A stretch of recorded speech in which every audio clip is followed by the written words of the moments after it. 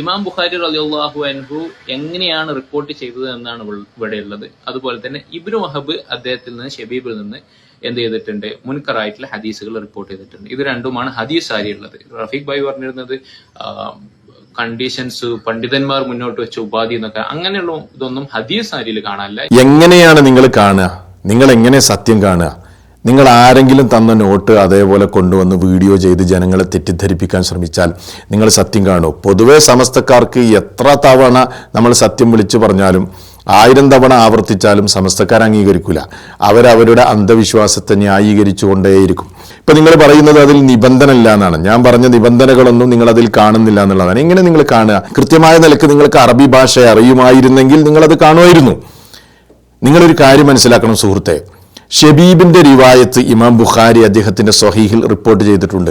അപ്പൊ എന്തുകൊണ്ടാണ് വിമർശന വിധേയനായ ഷബീബിന്റെ ഈ റിവായത്തുകൾ ഇമാം ബുഖാരി റിപ്പോർട്ട് ചെയ്യുന്നത് എന്ന ചർച്ച വരുമ്പോൾ ആ ചർച്ചക്കുള്ള മറുപടിയാണ് ഹദീസ് സാരിയിൽ ഇബ്നു ഹജർ കൃത്യമായ നിലക്ക് നൽകുന്നത്. ഷബീബ് റഹ്മഹുല്ലയുടെ ഹദീസുകൾ സ്വീകരിക്കണമെങ്കിൽ അതിനുള്ള മാനദണ്ഡം വിശദീകരിക്കുകയാണ് അവിടെ. എവിടെ ഷർത്ത്, നിബന്ധന, കണ്ടീഷൻ എന്നൊക്കെയല്ലേ നിങ്ങൾ ചോദിക്കുന്നത്? ഞാൻ പറഞ്ഞുതരാം, ശരിക്കും നിങ്ങൾ കേട്ടോ. നിങ്ങളത് വായിച്ച് കബളിപ്പിക്കാൻ ശ്രമിച്ചാൽ പോരാ, ഞാൻ വായിച്ചു തരാം. എന്താ ഹദീസായി ഇബ്നു ഹജർ പറഞ്ഞത്? വഇദാ ഹദ്ദസ അൻഹു ഇബ്നുഹു അഹ്മദ്, ഷബീബിൽ നിന്ന് അദ്ദേഹത്തിന്റെ മകൻ അഹ്മദ് ഹദീസ് ഉദ്ധരിച്ചാൽ അത് സ്വീകാര്യമായ ഹദീസാണ് എന്നല്ലേ പറഞ്ഞത്. അവിടെ എങ്ങനെയാ പറഞ്ഞത്? എന്താ അവിടെ പ്രയോഗം നടത്തിയത്? വഇദാ, എന്താണ് ഇദാ എന്ന പ്രയോഗം? ഷർത്തിന്റെ പ്രയോഗമല്ലേ, നിബന്ധനയുടെ പ്രയോഗമല്ലേ? നിങ്ങൾ പഠിക്കേണ്ട കാര്യങ്ങൾ.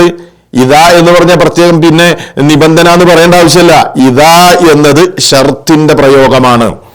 അതാണ് ഹദീസ് സാരിയിൽ ആര് പറഞ്ഞത്? ഇബ്നു ഹജർ പറഞ്ഞത്. ഇനി ഇത് തന്നെയാണ് ഇമാം ദഹബിയും. നിങ്ങൾ വായിക്കാനല്ലേ, ഇമാം ദഹബി വായിക്കാനല്ലേ, ഇതേപോലെ വായിച്ച് കോട്ടിമാട്ടി ജനങ്ങളെ തെറ്റിദ്ധരിപ്പിക്കാനല്ലേ. ഇമാം ദഹബിയുടെ മീസാനുൽ ഇഅ്തിദാൽ വായിച്ചാലും അവിടെയും നമുക്ക് ഈ നിബന്ധന കാണാം. അവിടെ എന്താ പറഞ്ഞത്? ഫഇദാ ഹദ്ദസ അൻഹു ഇബ്നുഹു അഹ്മദു ബി അഹാദീസ യൂനുസ എന്നാ പറഞ്ഞത്. യൂനുസിന്റെ ഹദീസുകൾ അദ്ദേഹത്തിൽ നിന്ന് തന്റെ മകനായ അഹ്മദ് റിപ്പോർട്ട് ചെയ്താൽ ഇദാ, അവിടെയും ഇദാ എന്നത് ഷർത്തിന്റെയാണ്, നിബന്ധനയുടേതാണ്. അപ്പൊ ആ പ്രാഥമികമായ വിവരമെങ്കിലും നിങ്ങൾക്കുണ്ടായിരുന്നെങ്കിൽ നിങ്ങൾ ഈ മണ്ടത്തരങ്ങനെ വിളിച്ചു പറയുകയും ജനങ്ങളെ കബളിപ്പിക്കുകയും പിന്നെയും പൊട്ടത്തരം വന്ന് ആവർത്തിച്ചു പറയുകയും ചെയ്യുക എന്നത് ഒരിക്കലും സംഭവിക്കില്ലായിരുന്നു. നിങ്ങൾക്ക് ഈ വിവരമില്ലാത്തത് കൊണ്ടാണ്, നിങ്ങൾക്ക് പറഞ്ഞു തന്നവനും ഈ വിവരമില്ലാത്തത് കൊണ്ടാണ്. അതുകൊണ്ട് എവിടെയാണ് നിബന്ധന, എവിടെയാണ് കണ്ടീഷൻ എന്ന് ചോദിച്ചുകൊണ്ട് പ്രയാസപ്പെടേണ്ടതില്ല. അത് ഞാൻ പറഞ്ഞു കഴിഞ്ഞിരിക്കുന്നു. ഇനി നിങ്ങൾ നടത്തിയ മറ്റൊരു കബളിപ്പിക്കൽ ഞാൻ വഴിയെ വിശദീകരിക്കും.